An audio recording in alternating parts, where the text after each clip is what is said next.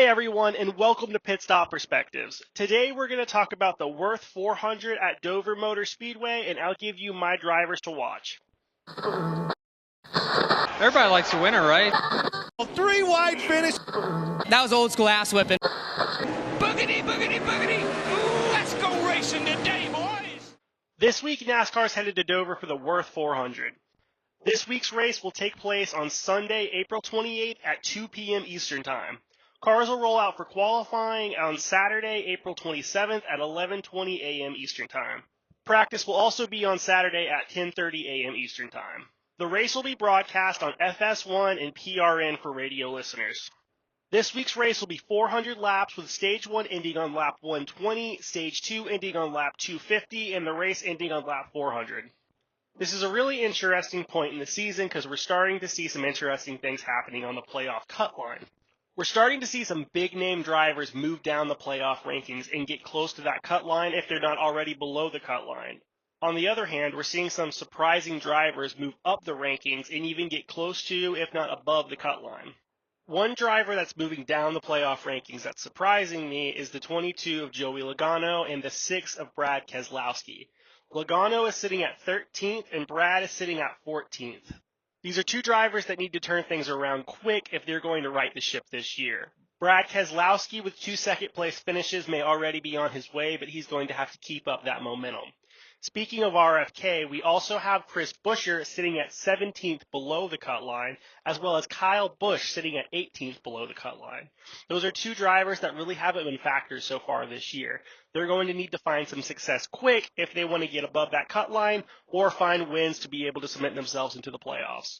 The first driver that's in the playoff rankings that I find somewhat surprising is the 14 of Chase Briscoe.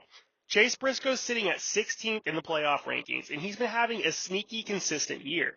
I'm glad to see this for Stewart-Haas Racing. No one expected them to have a good season this year, and they've performed a whole lot better than anyone expected them to. Another driver that I want to shout out is the 77 of Carson Hocevar. Carson is a rookie this year for Spire Motorsports, and he's sitting at 21st in the playoff rankings. He's another driver that's been sneaky consistent. I've noticed him running in the top 10 more and more, and he continues to get better as the season goes on. I personally think at this point that he is going to end up being Spire's #1 driver. I hate to say that. I know that Corey LaJoie's been there for a while, and he's helped build that organization. But I think that Carson Hocevar has the potential to be special, and I'm really happy to see the success that he's been having.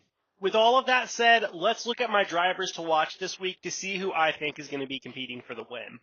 First up, we have the one car of Ross Chastain.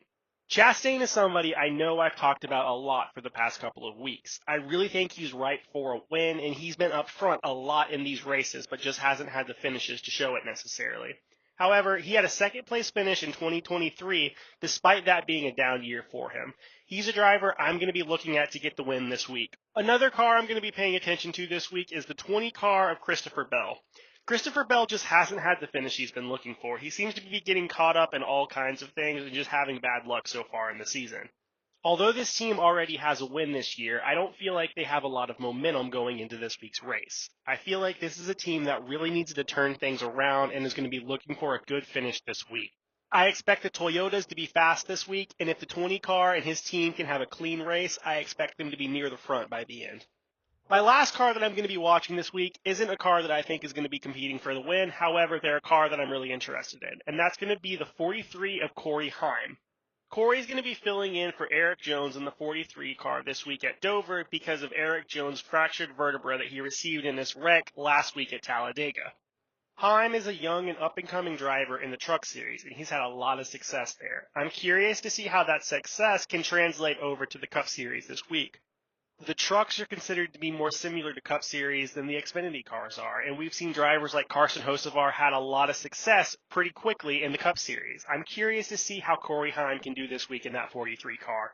Let me know down in the comments who you're going to be watching this week. Also, let me know how you think Corey Heim's going to do this week at Dover. Don't forget to like, comment, and subscribe. Make like Christopher and hit that bell so you can get notified on all of our latest NASCAR content. I appreciate you for watching, and I look forward to seeing you next time.